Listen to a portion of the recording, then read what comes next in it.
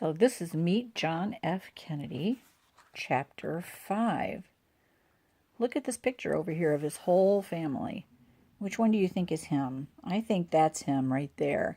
Because when you look at the picture on the cover of the book, look at that. Look at him. Look at his face. And then you look at this one.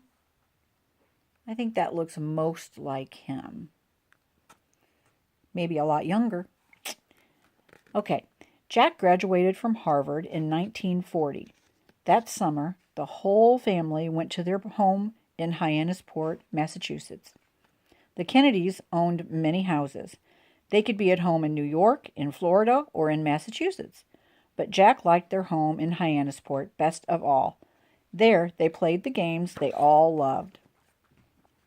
There, they played tennis. They raced each other in boats. They played softball. They played touch football. The Kennedy girls were very good at that game. Sometimes they even beat their brothers. They played games in the house, too, but often they just talked. They talked about war, politics, schools. They talked about movies, animals, sports. They talked about each other. Sometimes they all talked at one time. It was a noisy summer. It was so noisy Mrs. Kennedy could not find a quiet place to think. One day she shut herself in a big closet. It was the only quiet place she could find. Every one of them remembered that summer. It was the last summer the whole family was together. Soon after, both Joe and Jack went into the United States Navy. The doctors had found that Jack's back had never really healed, so Jack worked to make it strong.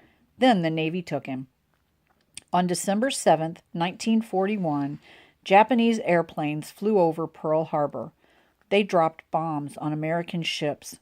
The next day, the United States declared war on Japan. 3 days later, Germany and Italy declared war on the United States.